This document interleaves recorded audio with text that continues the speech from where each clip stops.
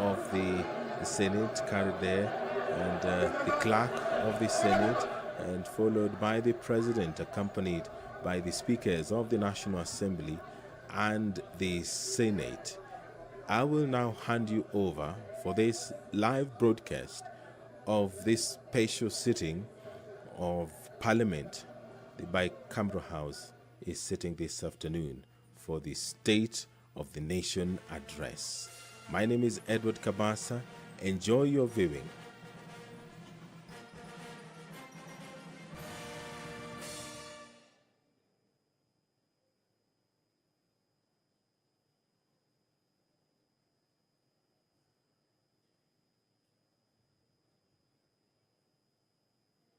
Hiyo imekuwa ni bendi na Rais William Ruto.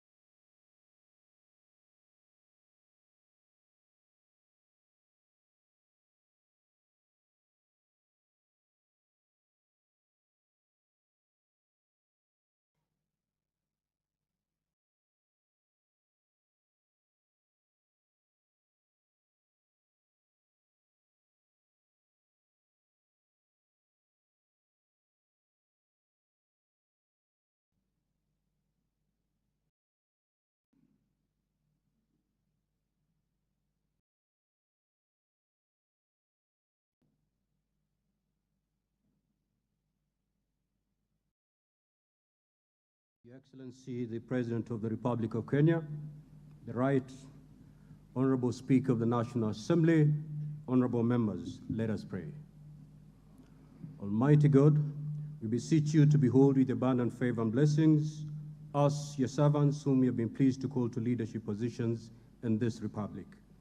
We seek guidance to treat and consider all matters that shall come under deliberation in so just and faithful a manner as to advance the peace, prosperity, and welfare of our country and of those whose interests we've committed to our charge. Amen.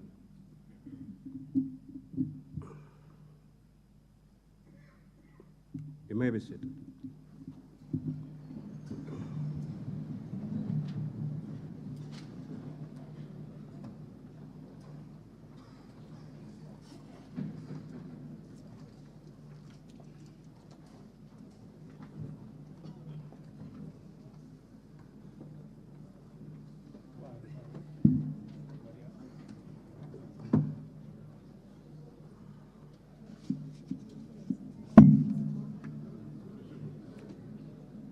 Order, honorable members.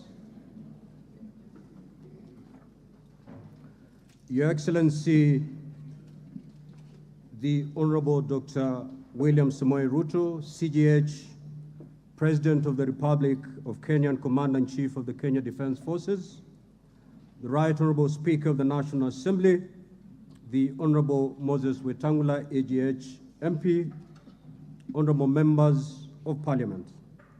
Article 132(1) of the Constitution of Kenya requires the President to address the special sitting of Parliament of Kenya once every year and at any other time. Further, Article 132(1)(c) requires the President to, among others, once every year, report in an address to the nation all the measures taken and the progress achieved in the realization of the national values set out in Article 10 of the Constitution. In addition, Article 240, subsection 7 of the Constitution requires the President, in his capacity as the chairperson of the National Security Council, to report to Parliament annually on the state of the security of the Republic. In this regard, therefore, pursuant to Article 132, 1b, and C1 and 2 of the Constitution, the Presidency, via the letter reference number OP/CAP.26/4A, Volume 2/52, informed the Speakers of the Houses of Parliament of the intention of His Excellency the President to deliver his address to Parliament.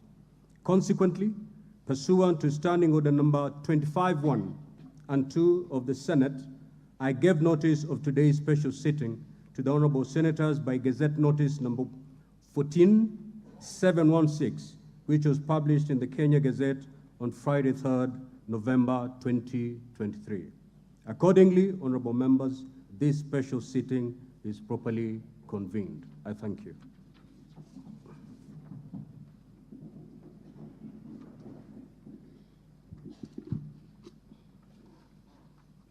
Your Excellency, Honorable Dr. William Samoei Ruto, CGH, President of the Republic of Kenya, and Commander-in-Chief of the Kenya Defense Forces.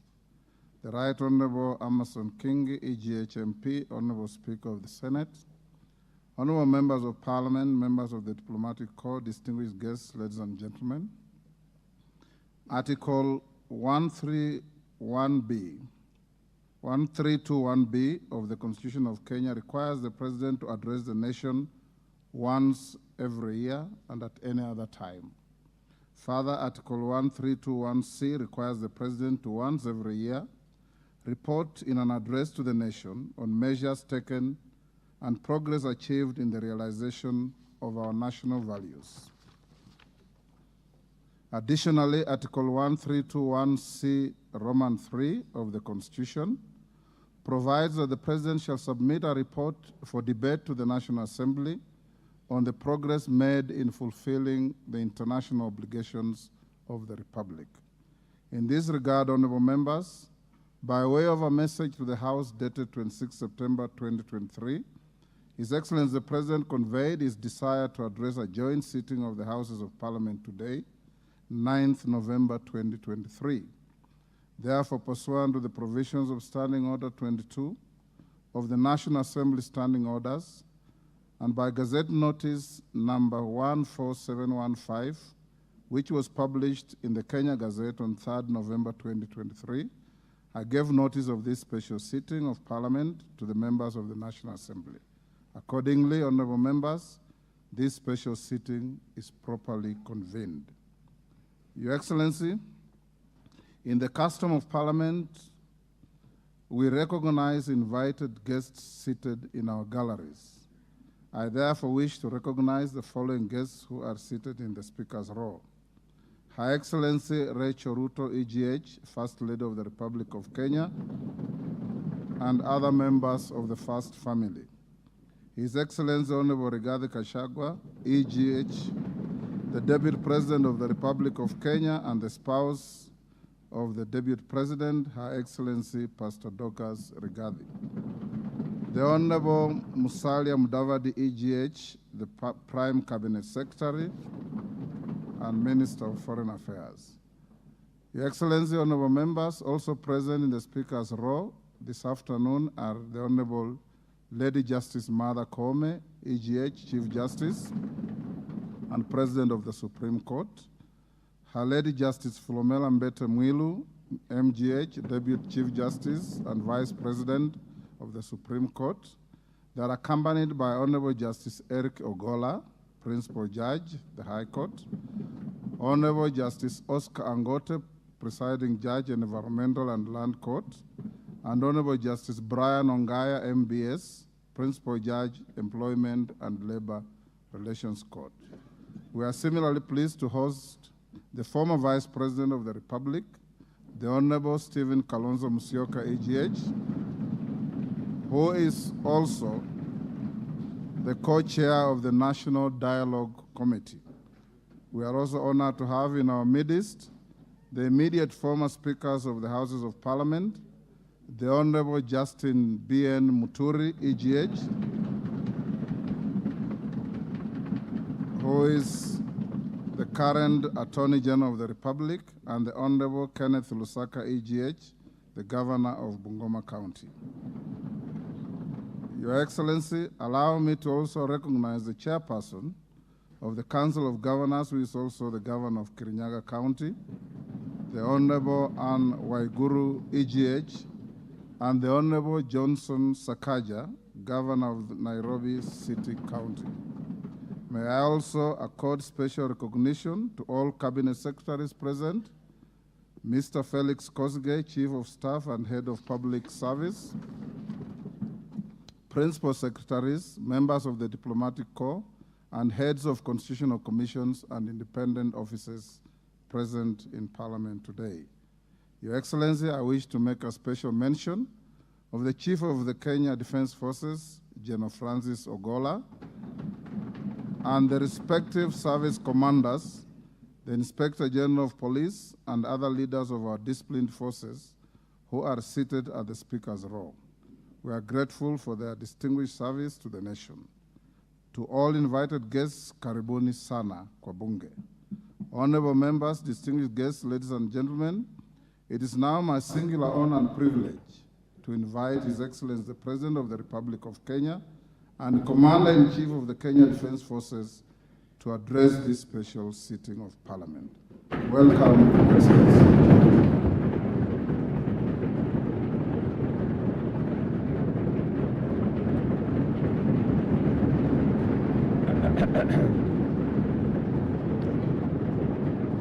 Thank you very much. Thank you very much, honorable members. I arise before this distinguished assembly of the democratically elected representatives of the people of Kenya to discharge my constitutional function under Article 132, 1C. The occasion requires me to give an account to the people of Kenya, the measures taken by their government under my leadership, and to give full expression and effect to the soul of our constitutional dispensation by implementing the national values and principles of governance set out in Article 10 of our Constitution. I have a substantial report to give on the progress made in fulfilling this solemn covenant, and that the journey of transforming Kenya for the benefit of present and future generations is fully underway. Its positive effect have also begun to bear fruit across many sectors of our national endeavor, from the grassroots all the way to this capital of Nairobi. On the 13th September 2022, last year, when I took office, I undertook to ensure the urgent transformation of our economy and to stop and reverse the negative trends of runaway unemployment, yawning inequality, and widespread poverty, which have denied Kenyans their dignity and extinguished their dreams. The mass appeal of the bottom-up economic transformation agenda was due in large part to the fact that its development and articulation, as well as its content and implementation strategy, represented our national values in action. It was inclusive, democratic, committed to social justice and the protection of the marginalized. Our commitment to bring the national values and principles of governance to life in order to significantly enhance the well-being of every individual and promote the unity, stability, security, and development of our country began long before the last election and will endure well beyond our term. It has been my manifest intention to live up to all the commitments set out in the plan, and despite enormous challenges and tremendous difficulties, we have made encouraging progress in a positive direction. This has not only vindicated our philosophy of inclusive transformation in pursuit of shared prosperity, but it has also increased our confidence that we are on the right path and shall, in due course, deliver the transformation of our nation in full. It is important for us to point out that we began the implementation of our mandate to transform Kenya's economy from the bottom up under extreme difficult circumstances, not to excuse failure or to justify inability or omission to do the necessary work. Not at all. Rather, we do it to emphasize the significance of our progress, underscore the possibility of transformation under daunting conditions, and express well-founded confidence that when sufficient progress is made, we shall do much more and go much further in delivering the Kenya we want for our generations and also for posterity. In our plan, we identified 3 primary challenges: external shocks, fiscal distress, and structural imbalance that heavily strained our economy, causing nationwide difficulty. The COVID-19 pandemic, coupled with global supply chain disruptions and geopolitical conflicts, significantly raised inflation and interest rates, adversely affecting our economy, while low agricultural investment and a prolonged drought led to food shortages and made Kenya a net importer of food in a volatile international market.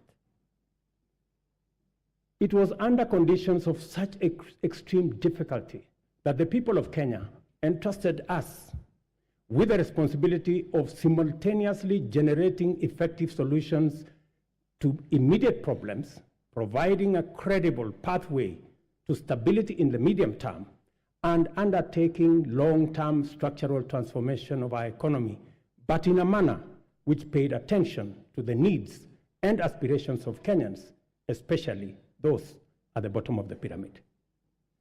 The transformation of our economy is not only desirable and important, it is also necessary and urgent. And the people of Kenya have made this clear at every opportunity.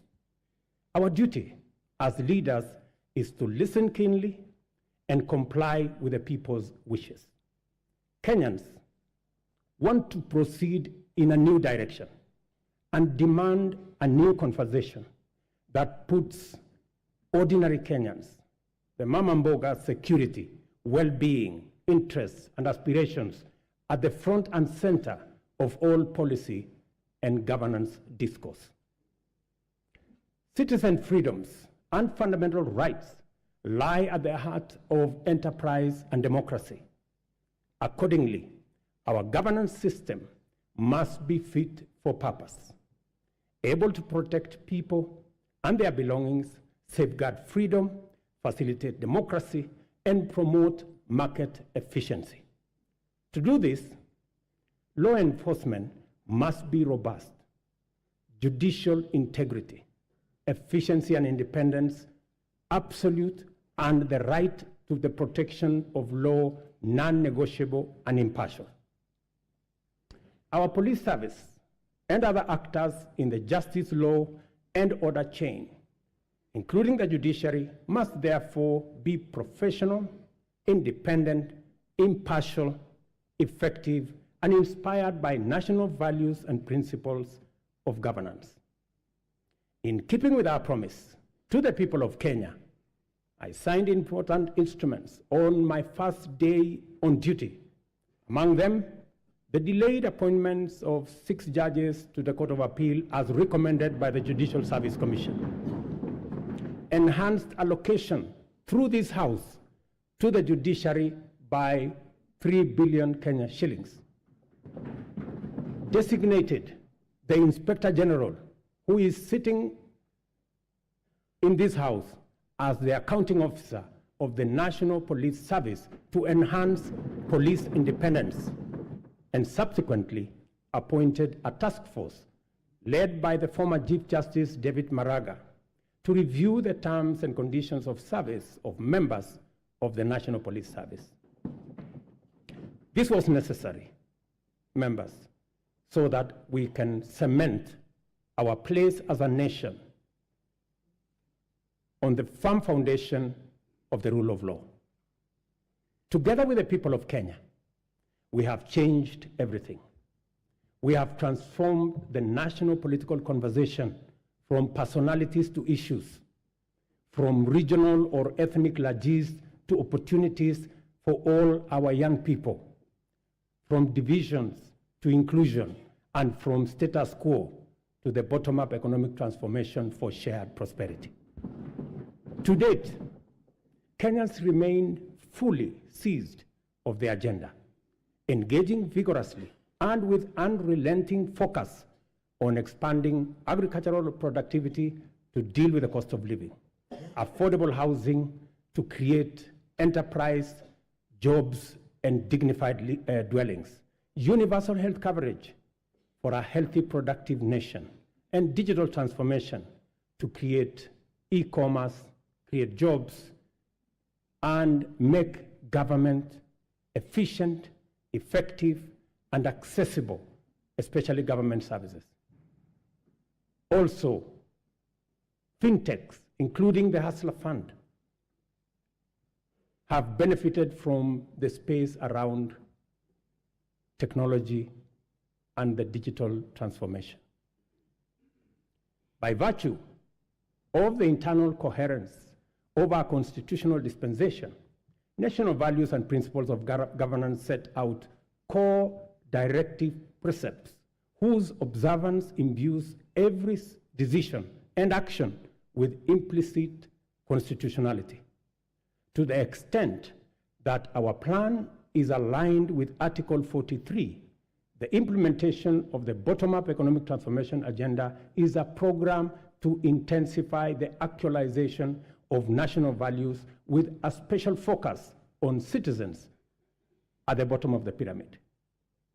From the first day in office, we have worked hard every day to move our agenda forward amid many challenges to forge a path in the direction of progress. This is the essence of our commitment, to make progress despite challenges and move forward by overcoming great obstacles. We must never be defined by our problems, and Kenya's destiny cannot be derailed by our challenges. Honorable members, the cost of living is not an abstract phenomenon. It is a reality experienced by households, which can be addressed through practical action and effective measures. One of the most salient interventions in addressing the high cost of living is the strategy to support agricultural production throughout the sector, ranging from food and cash crops as well as livestock value chains. I am committed to put the shame of hunger behind us once and for all.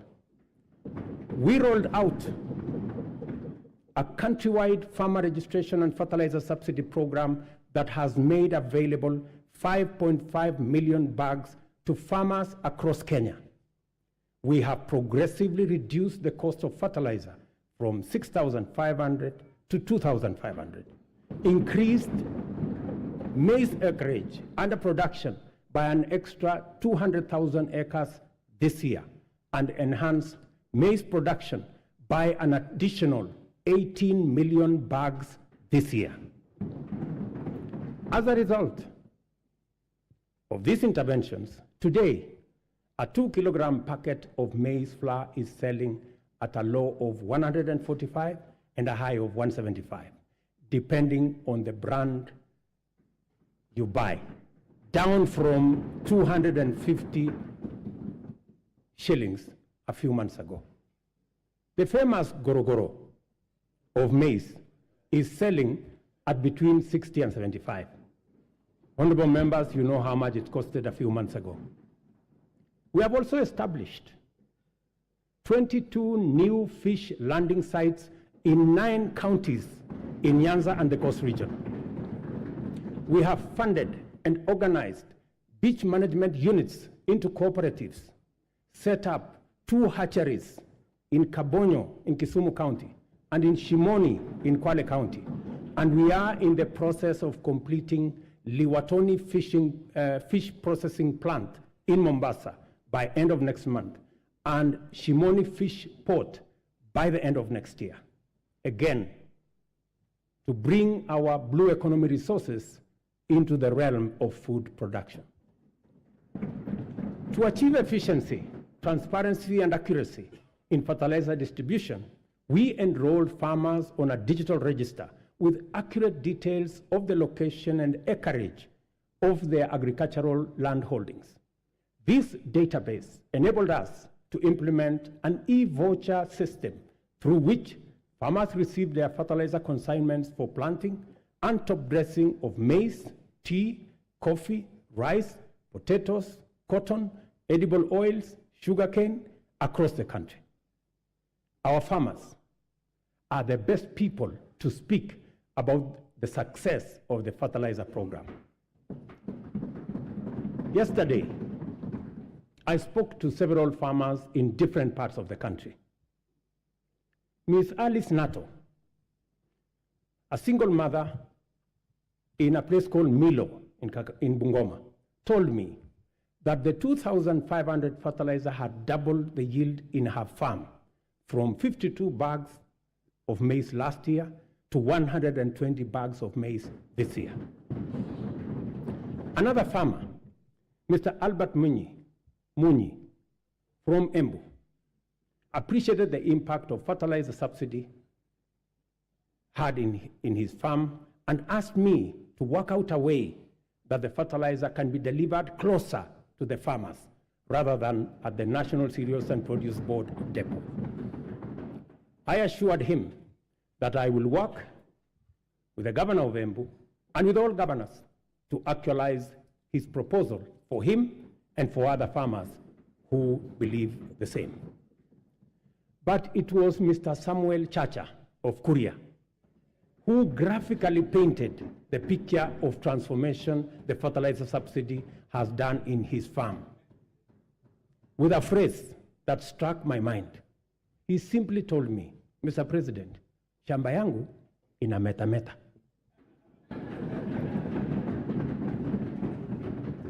Further, we have made adequate arrangements, including investment in necessary infrastructure to facilitate post-harvest management and to prevent post-harvest losses. 17 certified warehouses jointly managed by the National Cereals and Produce Board and the private sector owners with a combined capacity of 365 metric tons or 4,090,000 kilogram bags have been prepared in the maize growing areas.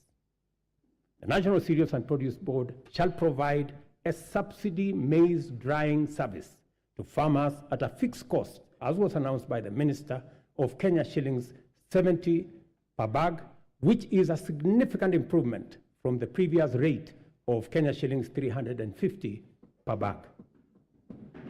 Yesterday again, the first consignment of the 100 mobile dryers this House facilitated my administration to buy for use by our farmers. I announced to you yesterday the first consignment of the dryers docked in the country. Additionally, we are enhancing dairy productivity for better farmer returns. The government, working with milk processors, and I had a long conversation with them in Nakuru, we are mapping the country to ensure coolers are supplied where they are needed. Soon, farmers will be paid based on milk quality, boosting incomes, and they can also enjoy global market access. Our reforms in the coffee sector are bearing fruit, with our farmers set to earn 4 times advance pay for their crop from a low of 20 to now Kenya shillings 80, following the allocation of Kenya shillings 4 billion from the Coffee Cherry Fund that was ably facilitated by this House. Coffee reforms regulations will give farmers the necessary representation and weight at the National Coffee Auction. It is my intention to make sure that the auction operates with farmers at the center of it. These measures are expected to aid ongoing efforts, including expanding production to new counties and double coffee output in the next 4 years. The government of Kenya is currently restructuring public sugar mills, expediting the leasing of 5 companies for rehabilitation and expansion to boost industry competitiveness before the Commercial Sugar Safeguards expire. The objective includes creating a competitive sector, raising farmer incomes, and enhancing productivity.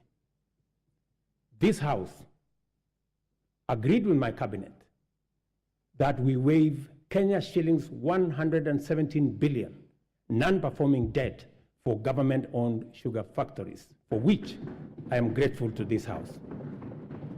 This House also approved 1.7 billion shillings that will go into paying farmer arrears and other complications that arose out of the challenges our sugar sector was facing.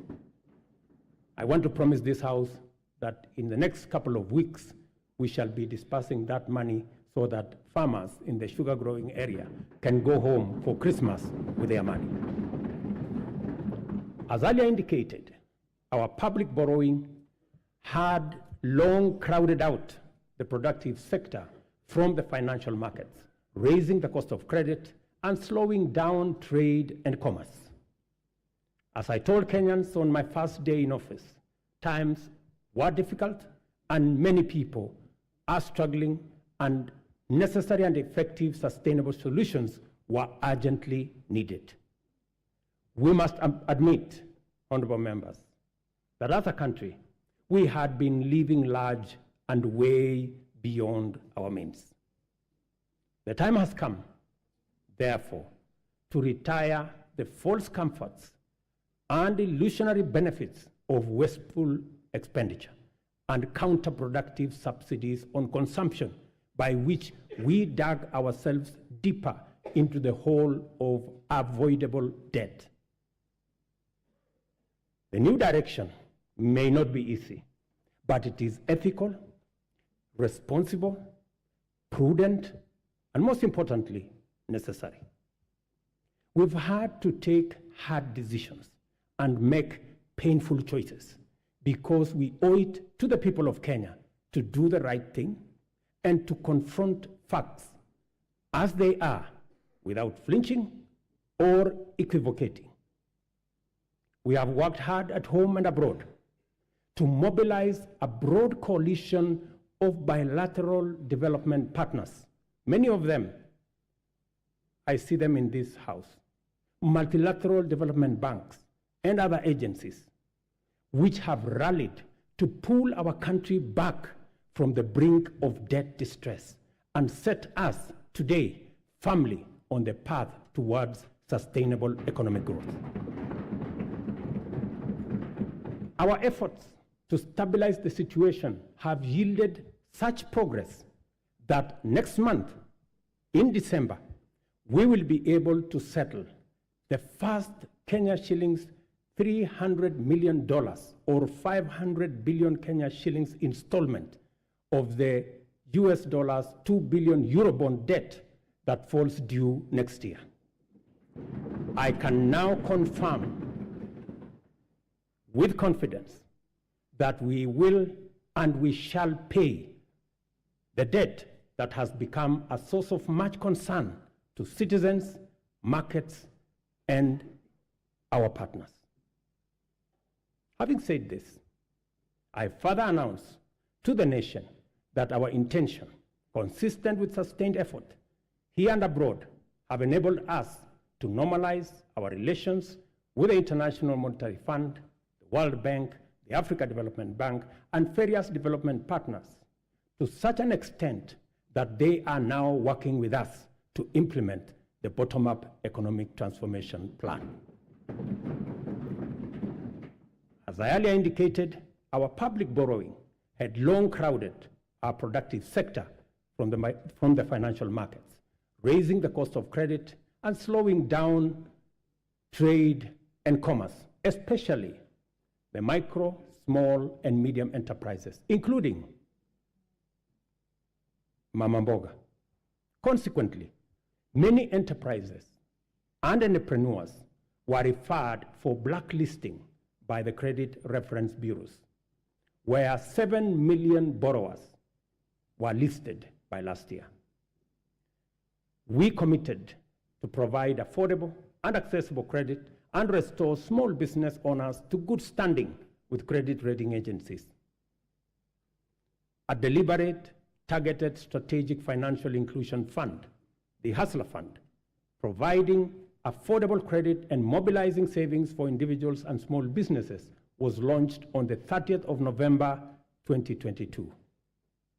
The public response to the Hustler Fund has exceeded most initial projections and surprised even the most hardened skeptics. By the end of last month, the fund had disbursed Kenya shillings 36.6 billion, and in savings 2.3 billion, and with 7.5 million repeat borrowers, whose overall repayment rate is at 73%. The top borrower of the fund has so far accessed Kenya shillings 4.5 million in 816 transactions, while the top voluntary saver is at 631,491.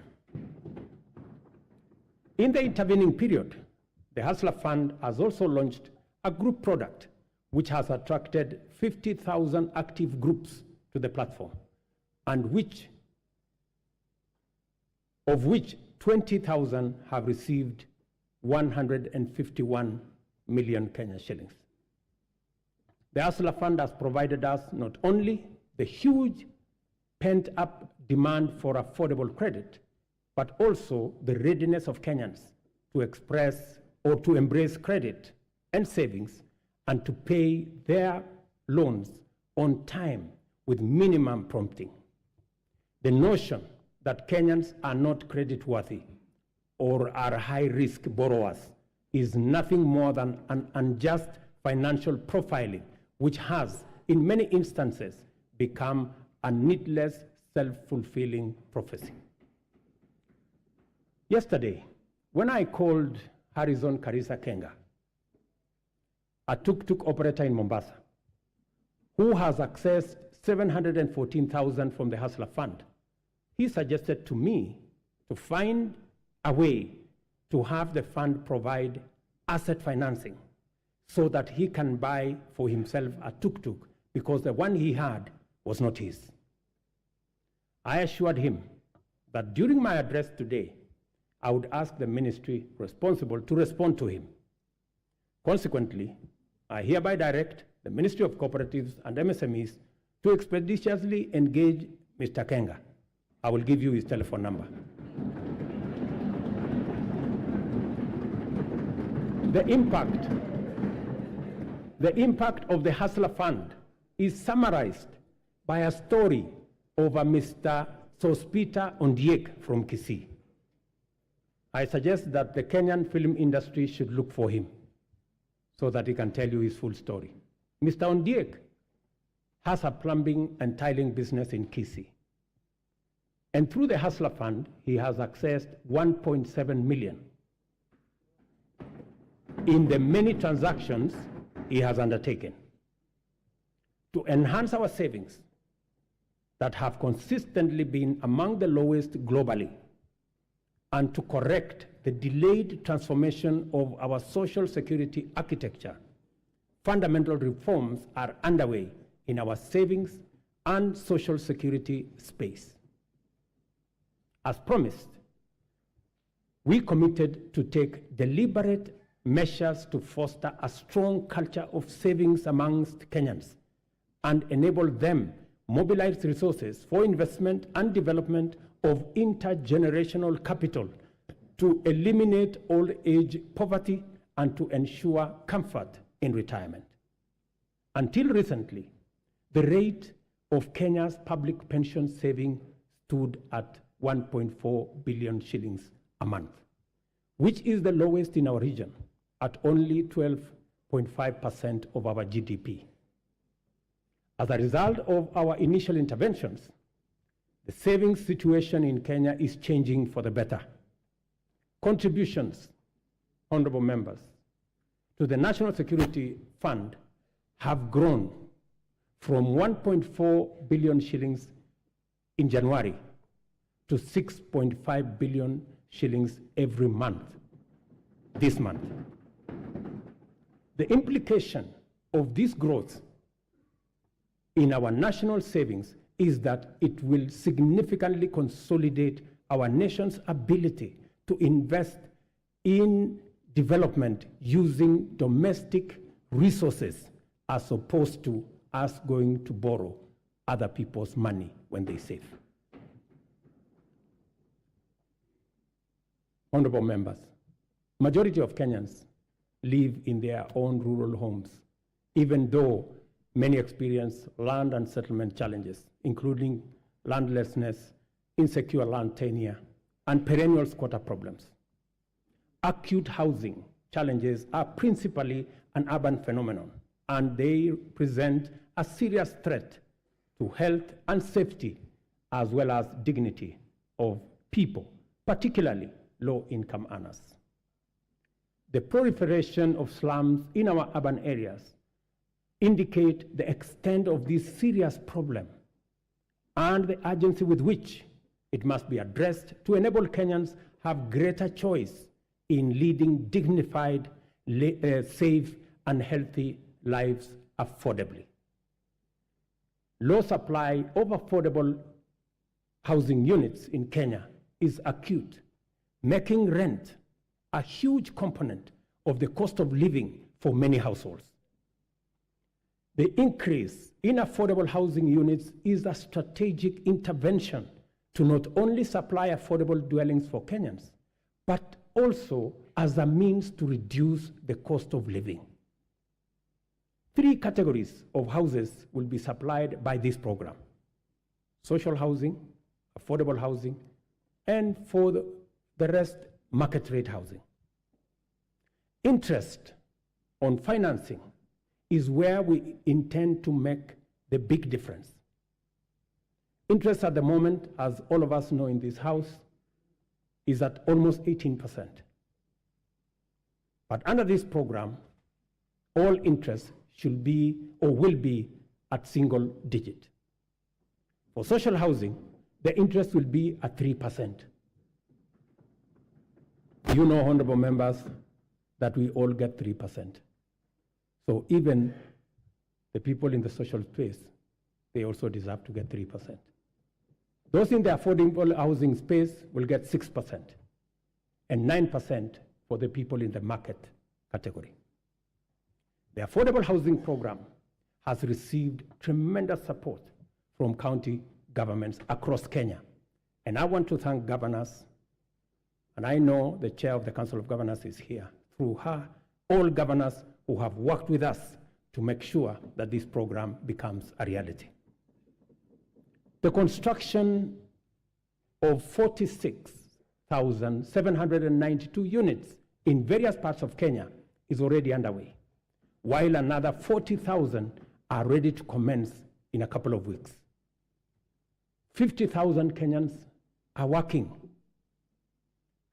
People who were previously unemployed, they are now engaged directly and indirectly in this enterprise. And the numbers will significantly increase as the projects move into the next phase and as we roll out many more units. A total of 746,795 housing units are in the pipeline as I talk to you, under various stages of delivery. More jobs are being created with the formalization of the Jua Kali clusters, providing products like doors, hinges, and windows.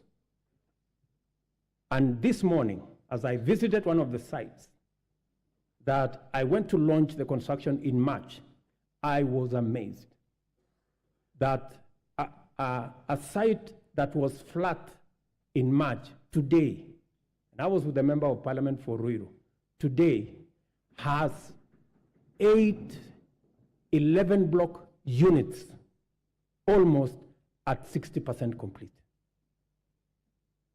And I also met the Jua Kali cluster for Ruiru, and they have been given a contract of 140 million to be able to supply doors and windows. Architects, engineers, quantity surveyors, masons, electricians, plumbers, transporters, steel and cement factory workers, and hardware merchants will be partakers in this transformative plan. I spoke to Moses today at the site in Ruiru, an electrician, and he told me out of the 1,700 workers in the site today, he was in charge of 114 electricians who are engaged in that site. And he asked me, Mr. President, make sure the next site is ready for us, because we will finish this ahead of time. Let me also say, we are constructing 400 markets across Kenya to provide Mama Mboga with a dignified working environment, complete with water, electricity, and other amenities. And I want to thank members of this House for participating in various ways and working with us and also with the counties in identifying the right locations for these markets. Ladies and gentlemen, honorable members, our education system must develop a formidable reservoir of skill, talent, highly competitive and innovative human capital to support our vision of an economically transformed Kenya. Within weeks of taking office, I appointed the Presidential Working Party on Education Reform, led by Professor Raphael Munavu, my former teacher, who provided clarity on transition to the new competence-based curriculum and made further recommendations on necessary reforms in our education system from early childhood all the way to the tertiary levels. The Working Party concluded its work and submitted a report whose recommendations are already being implemented. The urgent and vexing question of transition to junior school has been settled, and the Kenya Primary School Education Assessment will be used for the exclusive purpose of monitoring learners' progress and not for placement in any grade. In keeping with our commitment, 56,750 new teachers have been employed. I'm sure the Honorable Milemba can confirm this. While 8,200 primary school teachers were retrained to equip them with capacity to effectively deliver learning and teaching at junior school levels. With changes to the entry requirements for teacher training colleges, admission has increased by 300% to now 20,456 trainees. I was privileged to be in Kwale last week to open the Kwale Teacher Training College, which had only less than 100 students a few months ago. And when I went there, the principal told me that the numbers have increased 4 times. At the tertiary level, the Working Party recommended an overhaul of the existing education funding framework to a variable scholarship and loan model in order to address the financing gap which denied many Kenyans the opportunity to pursue tertiary education in our universities and TVETs, but also created many complications in our universities and institutions of higher learning that by last year, our universities had accumulated debts of close to 60 billion Kenya shillings. I sat down with all the vice chancellors of our 41 public universities, and we came up with a proposal that we are now implementing. The new model for financial support is student-centered and deploys a rigorous, impartial means testing instrument to establish the level of need of every student, which then becomes the primary consideration in allocating scholarships and loans. To fully democratize our education system and make higher education accessible and affordable to all, we have also chartered the Open University of Kenya, following requisite cabinet and parliamentary approvals. I want to thank this House for expediting the Open University Charter that had been in the works for the last 10 years. I also want to announce to you that the first 1,000 students will report next month.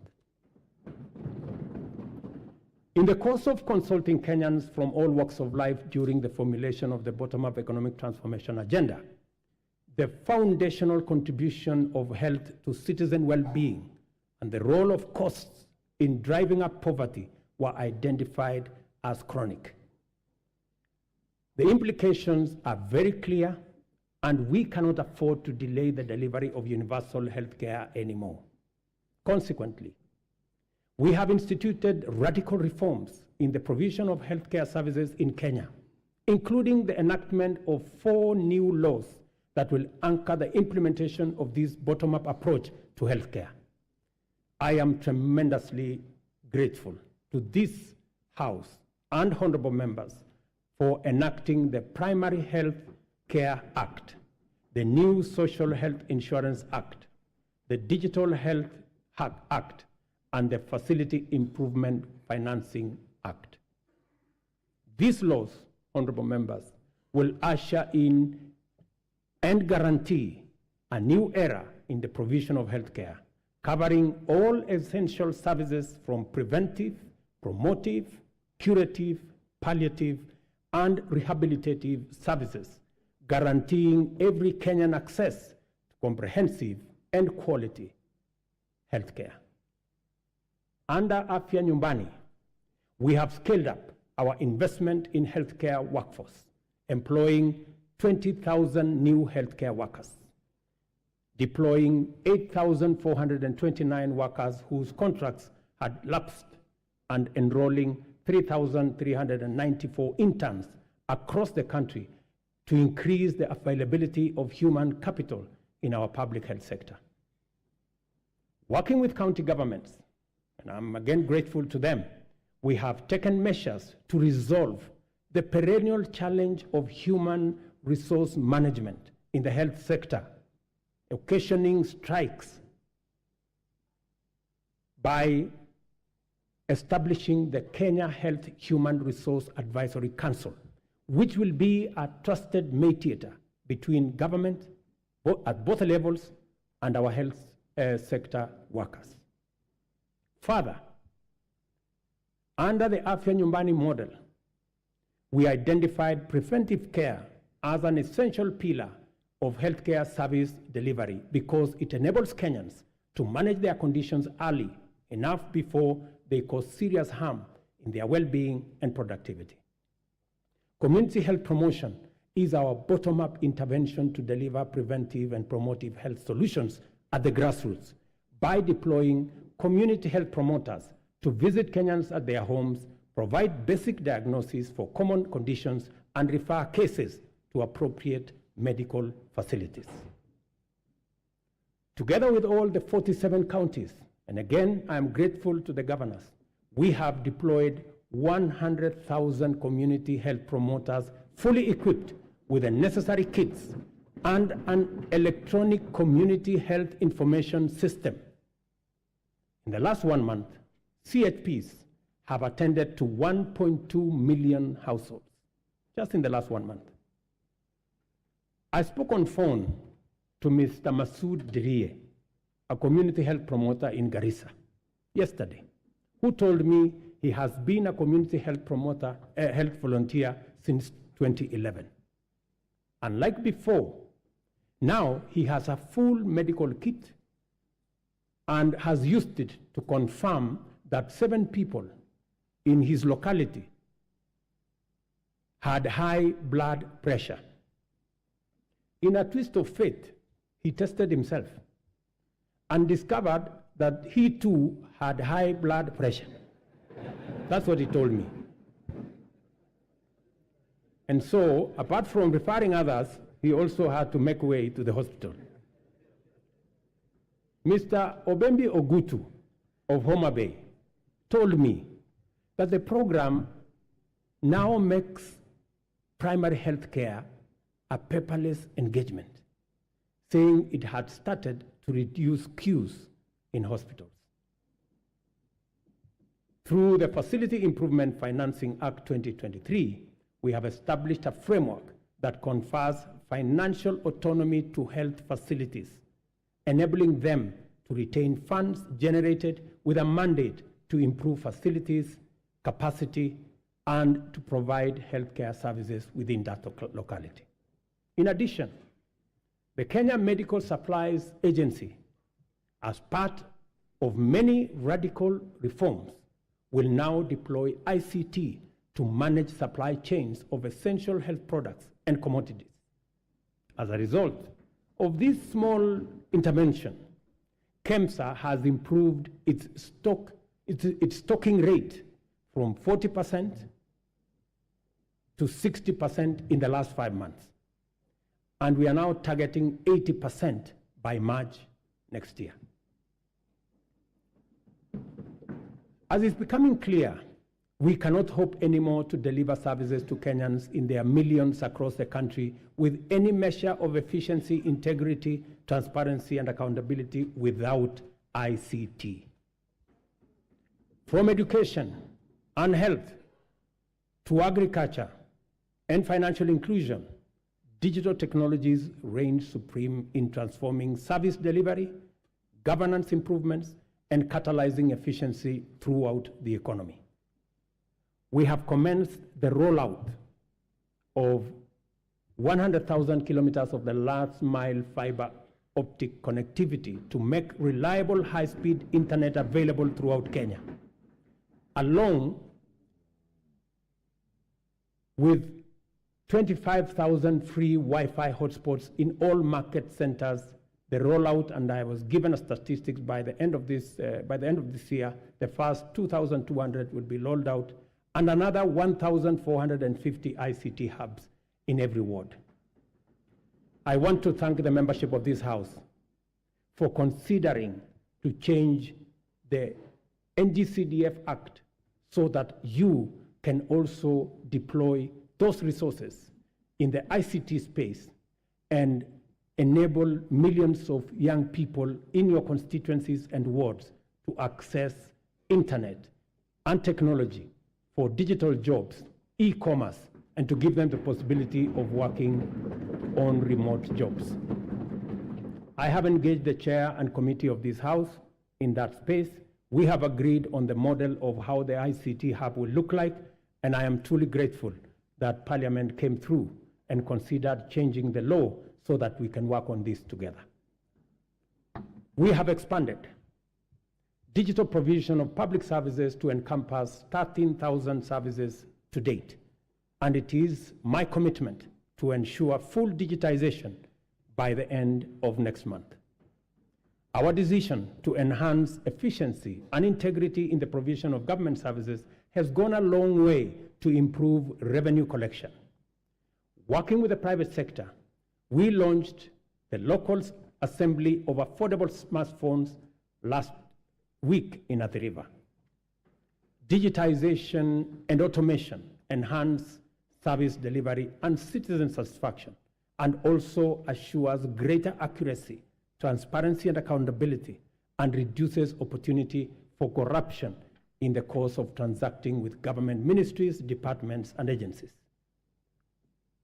Corruption, honorable members, wastage, inefficiency, and negligence are serious threats to our transformation agenda and unacceptable practice that has no place in our nation. I have given my firm assurance to the people of Kenya that cases of misconduct and corruption shall be dealt with ruthlessly, with finality, and expeditiously. I ask this honorable House to finalize the Assets Declaration and Conflict of Interest Bill to further tighten our anti-corruption policy framework and eliminate space for those who want to steal our money. The security and safety of all citizens is our foremost commitment and most fundamental obligation, without which every other endeavor is not possible. The reason why Kenya has continued on the path of steady progress is that we have maintained stability, peace, and security by affirming our territorial integrity and maintaining internal tranquility. This is not to say our country has not had its share of security challenges. The specter of terrorism is a continuing threat that we must remain constantly vigilant against. Pockets of banditry, cattle rustling, and armed lawlessness have besieged and devastated communities in the North Rift, Northeastern, and occasionally parts of Eastern and the coast regions. We all know that insecurity disrupts lives and destroys livelihoods. Our country has lost too many people to this menace. Many children have been orphaned and missed school, and many families have been displaced because of lawless men taking up illegal arms and waging war against communities. The government exists to ensure that those who challenge our sovereignty, territorial integrity, national security, and the safety of the people of Kenya are expeditiously countered and rendered harmless. We have therefore taken firm and decisive measures to deal with the challenge of banditry, armed crime, cattle rustling, and other forms of impunity in all parts of the country, beginning with a successful security operation to restore calm in the North Rift. We have been systematic, focused, thorough, unrelenting, and totally committed to removing for good all threats to lives and livelihoods of Kenyans. I know there are pushbacks from the criminals, but I want to assure the honorable members of this House that we will be unrelenting. And until it is done, it is not done. In discharging this commitment, we have been mindful not to use security imperatives to commit impunity, including misuse of resources and extrajudicial infringement on freedoms and fundamental human rights of citizens.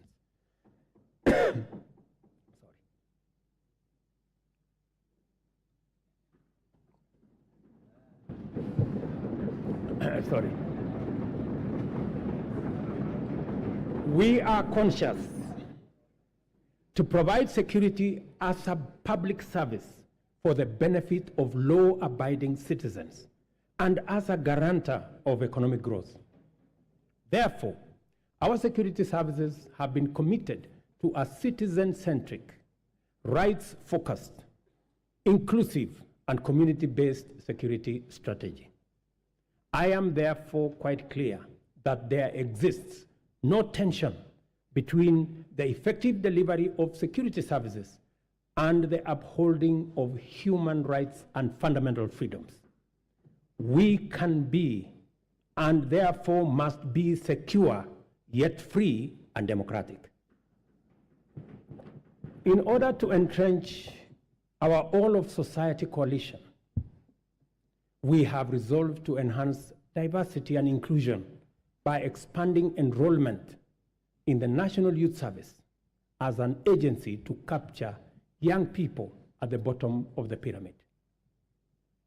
Consequently, we are doubling enrollment to 40,000 yearly in the National Youth Service and have made it absolutely mandatory that every village, center, town, and city in Kenya is properly represented in the recruitment.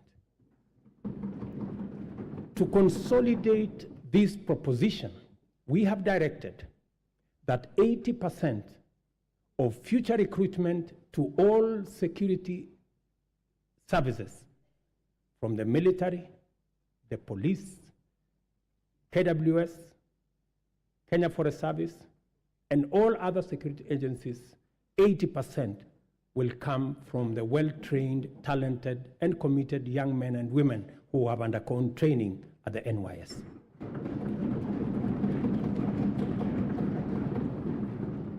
Kenya finds itself continuously summoned to its duty of care to serve as a reliable anchor to our region's security, peace, and stability. We continue to answer our historic, moral, and strategic responsibilities to deploy our resources in solidarity with our region in general and our immediate neighborhood in particular. To prevent the imminent collapse of Goma in eastern DRC, which we have had would have had serious consequences for the wider East African region, we deployed our troops under the East African Community Regional Force. We have continued to anchor the fight against Al-Shabaab in Somalia under the Africa Union Transition Mission in Somalia. The Kenya Defense Forces continues to make Kenya proud, and I salute them. It is our firm position that only a democratically accountable system that is sensitive and responsive to the adverse and diverse composition of Sudan can secure that country. Given the regional interconnectedness, together with the Kingdom of Saudi Arabia and the US, we have engaged the Jeddah process as IGAD to fashion a framework that will be best placed to successfully deliver peace in Sudan. Honorable members, our economy is firmly interconnected with regional, continental, and global economic systems. Our security and stability is likewise integrated with those of our neighbors. Kenya has a fundamental, essential, legitimate, and clear interest in conducting robust diplomacy in form of bilateral and multilateral engagements. For the last 12 months, we have continued to fulfill our international obligations through Kenya's leadership in the international arena. This is underscored by the high-level summits Kenya has hosted and participated in. Kenya successfully hosted the inaugural first-ever Africa Climate Summit. We also hosted the 43rd ordinary session of the Executive Council, the 5th mid-year coordination meeting of the Africa Union, and the regional economic communities, and the first-ever African edition of the Berlin Climate and Security Conference in Nairobi. All these summits have brought into our country about 30 heads of state and government and over 30,000 delegates from different parts of the world. The government has made deliberate efforts to harness the immense and potential of Kenyans also in the diaspora. Indeed, I established the State Department of Diaspora in the Ministry of Foreign Affairs so that they can fully participate in the affairs of our motherland. I have committed to work collaboratively, consultatively, and collectively with the counties and all Kenyans to uphold our cherished national values as human dignity, equity, social justice, national unity, inclusiveness, integrity, good governance, transparency, and accountability.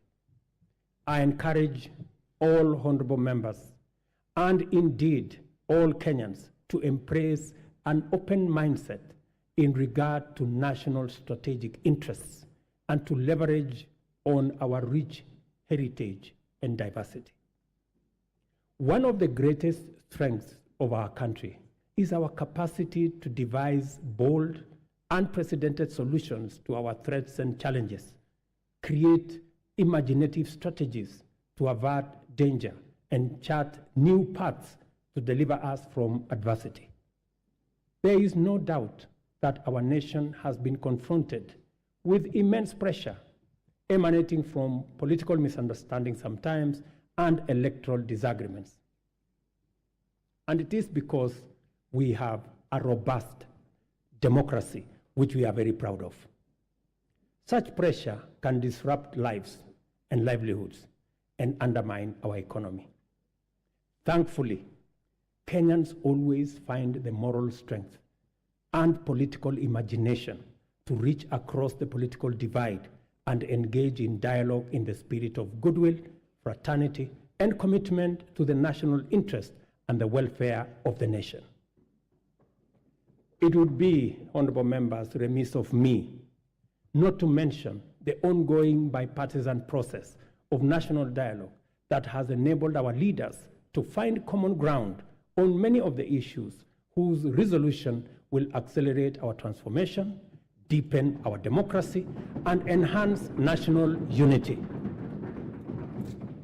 Specifically, I thank the two co-chairs, my good brother, Stephen Kalonzo Musyoka, our former president, and the leader of majority in the House, Kimani Ichung'wah, for doing a wonderful job. Congratulations, gentlemen. I salute the courage and patriotism of my fellow leaders who have embraced national dialogue and engage and encourage all of us to keep up the noble work of bringing Kenyans together. There is so much to report about the progress we have made in serving the people of Kenya and transforming our economy. I have provided only a summarized highlight of the most salient instances of transformational progress in my address.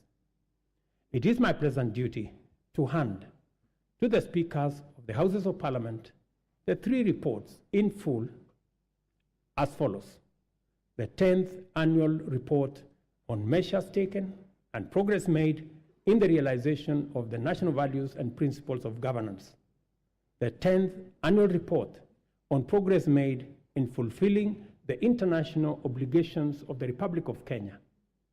Number 3, the 10th annual report on the state of national security. I will not hesitate to acknowledge with profound humility that a lot of the successes we have achieved in delivering the bottom-up economic transformation agenda was due to the patriotic support and solidarity from members of this House, both in the Senate and the National Assembly.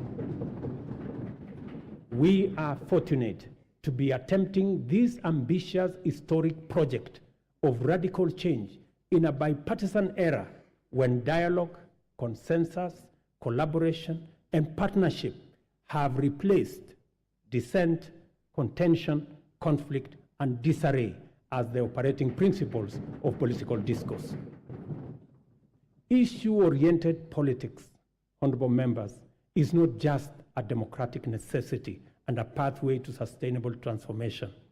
It is the most effective way of mobilizing diversity for collective national good. As the world reels from the destructive assaults on democracy and the relentless subversion of human dignity, freedom reigns supreme in our land, and our democracy grows deeper and more robust by the day. Our collective resolve as a nation to further entrench constitutionalism, democracy, good governance is a unique quality, confers on us an incomparable advantage, the power to face the future without fear, to imagine a transformation that extends to posterity and envisions prosperity that benefits our children's offsprings and beyond. As long as we put the welfare of the people of Kenya as our central agenda and play our respective roles in ensuring that government is effective and accountable, efficient and transparent, Kenya's best fortunes are well within our reach. I am persuaded, honorable members, beyond any reasonable doubt, that we shall achieve transformation beyond our wildest dreams within this generation. As a leadership and as a people, we have a historic opportunity to preside over the greatest transformation and progress ever witnessed in our nation. Kenya is a nation of brave, hardworking, enterprising people who are determined to prevail in the struggle for economic freedom and win the race for prosperity. In a nation like ours, great deeds will be accomplished whenever and wherever opportunity exists. This is why the hard work we have done is already showing the promise of abundant fruit.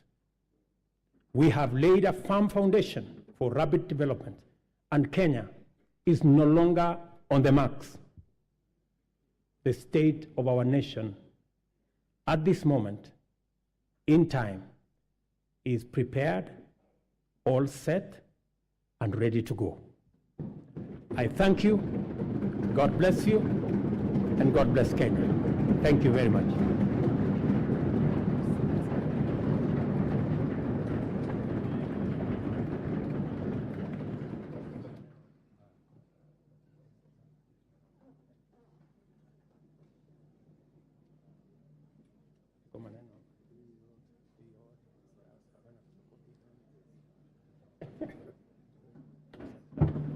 Thank you very much.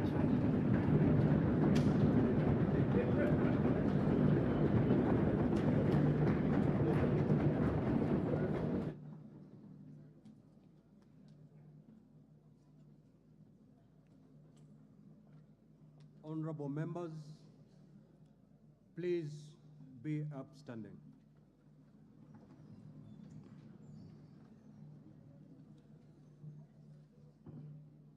Your Excellency the President, the Right Honorable Speaker of the National Assembly, honorable members, we have come to the conclusion of the business of the day, and it is now time to adjourn.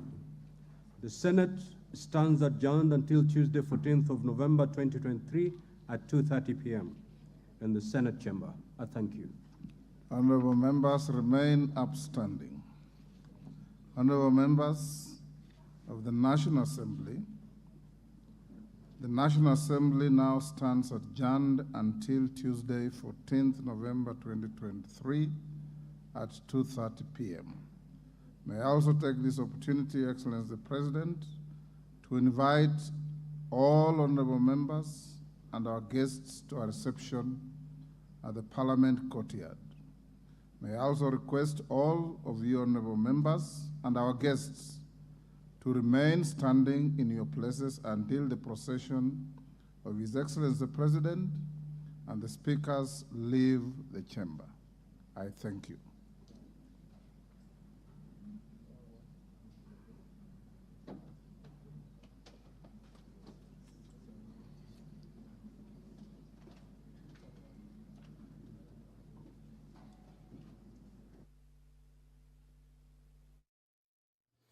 You have been watching a special coverage of the proceedings of Parliament of Kenya, a joint sitting of the National Assembly and the Senate, where the President of the Republic of Kenya, Dr. William Samoei Ruto, has issued the State of the Nation address. This live broadcast has been brought to you by the Parliamentary Broadcasting Unit in conjunction with the Kenya Broadcasting Corporation. My name is Edward Kabasa. Good evening.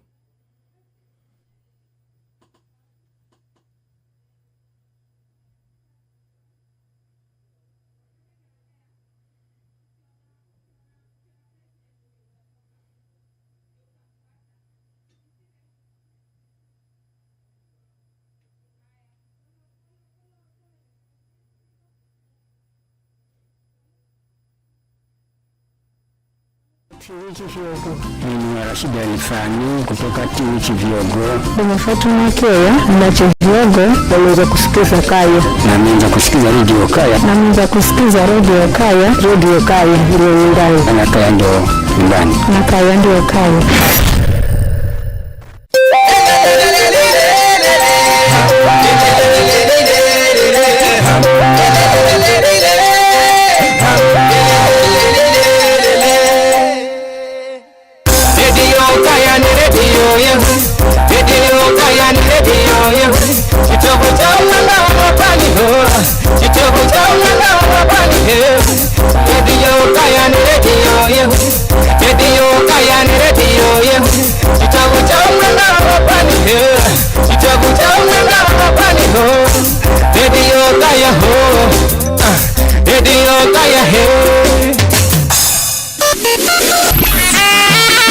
Muliko na Kaya kwa habari kemkem unazozihitaji. Zile kesi ambazo tumeona sana ni kesi za mashamba. Shamba labda ilikuwa haijakuwa surveyed mwanzo. Kufanya mkataba yoyote ambaye haitaweka mambo ya huduma ya wananchi juu kabisa. Gharama ya maisha mpaka irudi chini. Muliko na Kaya. Anansi anaenza serikali kwa ngasira lobya kupanda kwa gharama ya maisha. Serikali ilaumiwa kwa kuregeza kamba kwenye kupanda mihadarati pwani. Na akurima henzo kupunguza maumizi gambolea za kemikali kwani zinaathiri mazingira. Ni matumaini gango kuna utu na karibu kwa Muliko na Kaya magiraga saa 10 za zilone kikalangwa lugha kimizikenda. Unasikiza Radio Kaya kituo nambari mwenga ukanda wasi wa pwani kulingana na mamlaka Gamosteno CNCA kukira tuzo za Kuza Broadcasting Awards. Hunzikilewa kidogo hunzikala hunasikiza hotuba ya Rais William Ruto mwenga kwa mwenga kula majengo gabunge. Minone wa Janet Kirindo wa Shume. Karibu. Rais William Ruto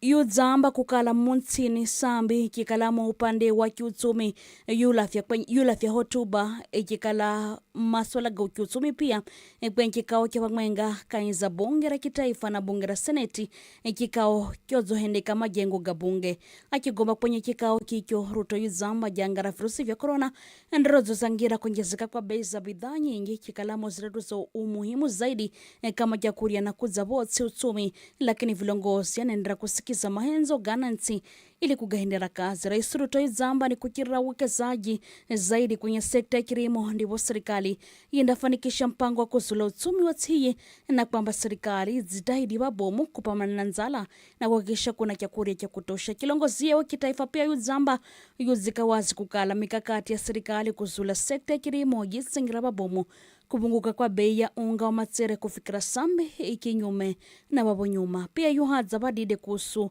uhuru wanansi na haki akiamba gago ganda hendeka kukira mahakama ikikala henda majukumu gekivizo bawaminifu uhuru na si ubaguzi akiamba polisi pia anafaa kutuizira maswala gago na kwa mangi ama kwa habari kamili undasipata kwenye habari sehu sizasu.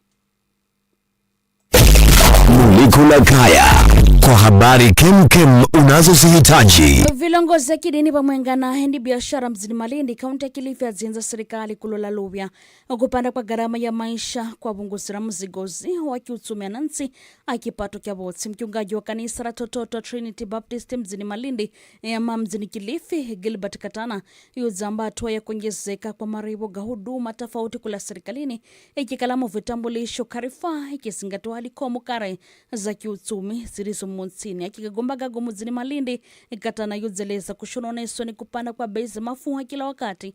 Hatua yozo haza ibanangayo shughuli za kiuchumi zozo tegemewa babomu ni vijana kikalamo sekta ya bodaboda. Kama umepoteza kitambulisho tulikuwa tunalipa shilingi 50, imepanda mpaka ni 1000. Basi certificate mtoto amezaliwa sasa hii ni shilingi 1000. Vijana wa bodaboda wamekuwa sasa ni shida, maana kama lita itafika 300 hasa itakuwa ile kazi ya bodaboda itafilia mbali, tutakuja mpaka tutashindwa nini la kufanya, mpaka tutakao tukisimama tuwazi kwamba hapa imebaki sasa tungoja kwenda mbinguni, hakuna mambo mengine, maana sasa kama utakosa chakula lazima tutakufa. Ni maneno Godzongwa mkononi mweki wa hendi biashara mboga stage bomu ya Magarini mjini Malindi. Jessica Hinda ambaye yuzamba kupanda kwa gharama ya maisha kuna uzanyuma kiuchumi.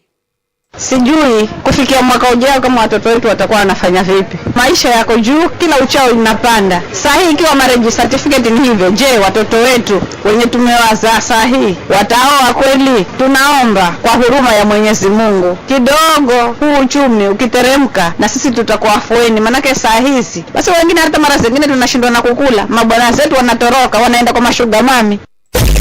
Mriko Rakaya, habari mohomoho usienzazo. Vilongozi ya makanisa chini ya ofisi ya mkazamdide wa Rais Askofu Dorcas Gachagua izilavya makosa serikali bomu kwa kutsatia mijali jangarama dauga kurevya ambaro rizatereba bomu kanda wa pwani yegogumagago wakati wa mkao na idara ya ulinzi kaunti ya Mombasa kugomba mangi kusunjira za kuzima ulanguzi wa dawa za kurevya.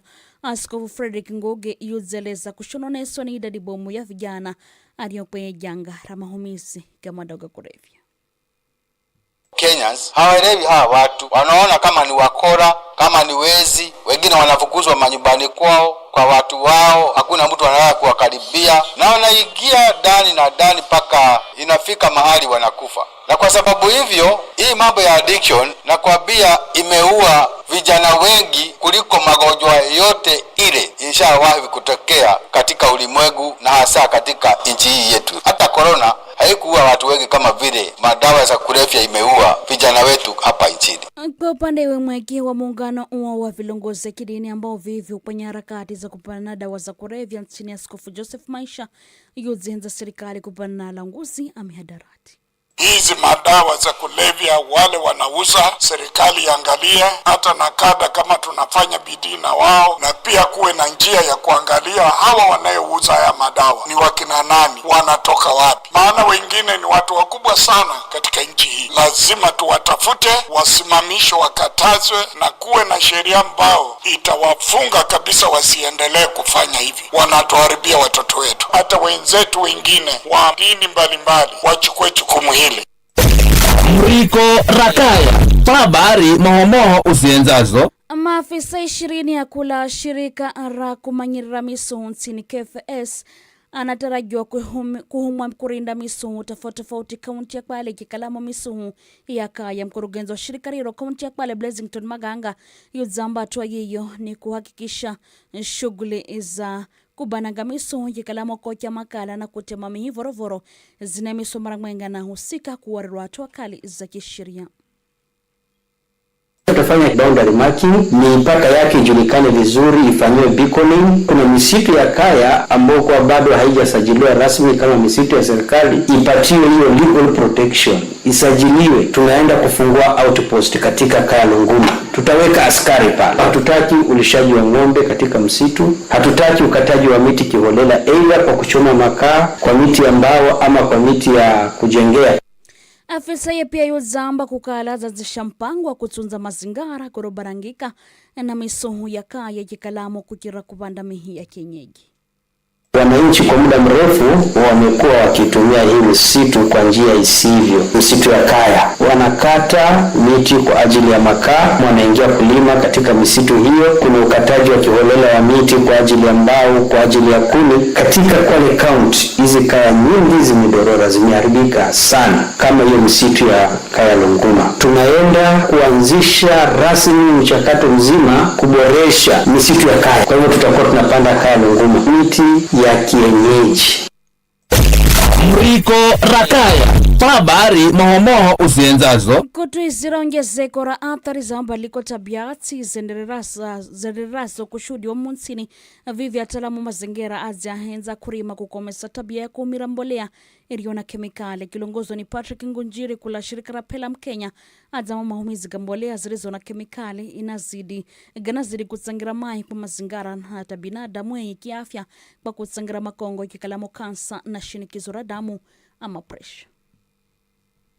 Ile kilimo ambayo tunafanya ni ile conventional, ile ya kutumia madawa ya kisasa. Hii inaathiri mchanga, inaathiri maji, mwenye anakula hili chakula hicho. Zile kemikali ambayo inatengeneza mbolea ndio ilikuwa inatumiwa wakati wa World War II kutengeneza bomu. So bomu ile iliisha na wakaona hizo reserves ya hizo kemikali, wakaona inaweza fanya kwa kilimo. Sasa ilikuwa inatengeneza bomu, mkulima inaua zile microorganisms, inaua binadamu. Unasikia mambo ya saratani, blood sugars. Gombekera unasikiza radio Kaya jikane kukirira masafa ga 95 kidoni Mwenga Mombasa, 99 kidoni 7 Malindi, 88 kidoni 5 Lamu, 98 kidoni 9 Voi na viunga vya kwakwe. Gombekera unadima kutuzira taarifa zangu kira tovuti ya www.radiokaya.co.ke kwenye mtandao wa Facebook, Twitter na Instagram @radiokaya. Mino na hiwa Janet Kirendo wa Shume. Lakini gaga kongeza tamarivoga vyeti vya ndoa gaga gani magakare hashida ziloni mbizo. Na hilo ndilo Muliko la Kaya.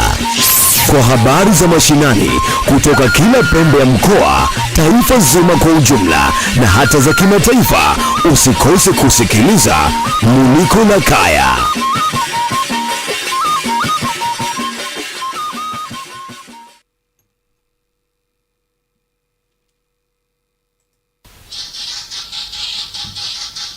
Machaka sirima ngoma ya malubamba siri kita simba wenu nangira muganga nyambo na tabuna henza kasa ya ngoma yangu hoa malubamba siri simba wenu nangira muganga nyambo na tabuna kasa ya ngoma yangu Machaka mimi mpigani malubamba siri kita simba wene mama muganga nyambo na tabu ndaka kayo ngoma yangu hoa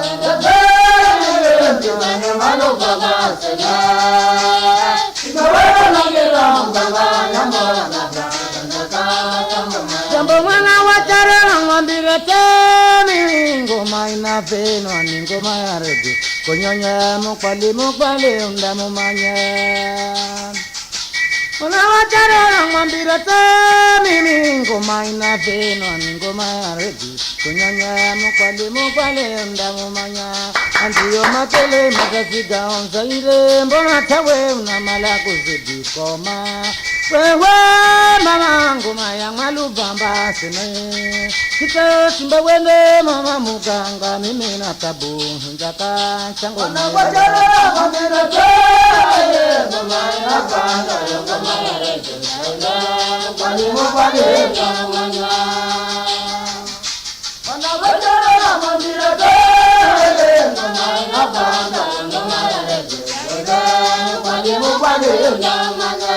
Antiyo matele makatika zaire mbona tawe unamala kuzidi koma